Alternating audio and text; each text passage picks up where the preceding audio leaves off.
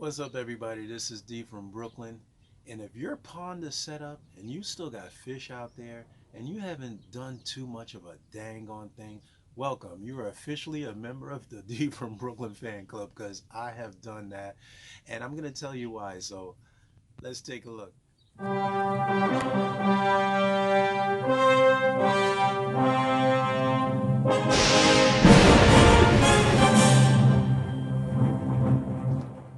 So the temperatures are in the low 50s at night, 60s in the daytime, and some of the fish that have no luck spawning during the year pick this as the vital time for their eggs to start coming out. And I get a lot of fry between this last week in October and the first week in November, so I have to look really closely. And some of the fish that I found are right here, surprisingly enough. I just pulled these guys out of the tub and I actually only saw one, but when I did the old scooperama, there was more than one in there. So I'm going to start pulling all the remaining plants out. And these look like the fry of my paradise fish. So I'm starting to find them swimming around in the open areas. I pulled a lot of the floating plants out. The floaters are usually a great spot for them to feed on a little microfauna and whatever larvae are in there in these remaining cold temperatures. So I never get the chance to empty those tubs out until the later part of the year. These are really tough, hardy fish. So I'm going to start bringing them in the house. So let's just take a final look at the tub. So when I say this gets into the end of the year, it is pretty cold outside. I had tons and tons of floaters. Shout out to KJE Aquatics.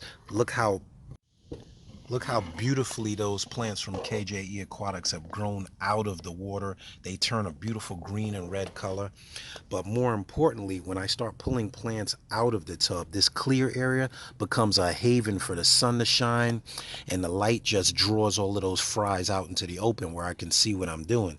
You can see most of the tub is still covered with plants, so I'm going to start getting these guys inside. You can see little buggies. I just knock them into the tub. Food for the fish.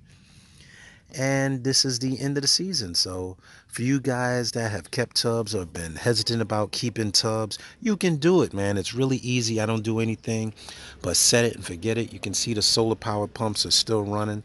They're on trickle mode. They don't have to run. You don't need a lot of flow.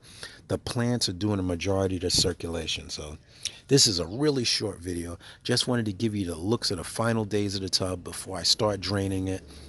There's a little bit of flow over there. You can see the pumps are still blowing. I have two solar powered pumps. The panels are up there on my little holder. I'll probably redo that next year. This is a 70-gallon horse trough.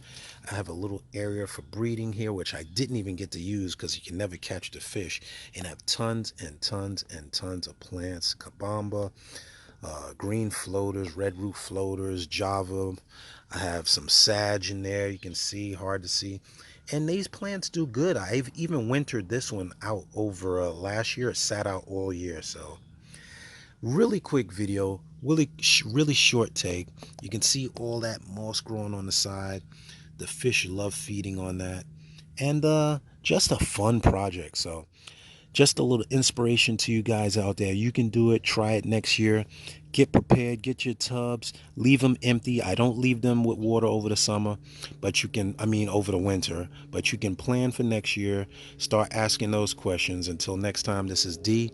Love, peace, and hair grease. Keep my sanity every day by keeping aquariums. It's a crazy world out there. Something's got to keep me going. See ya.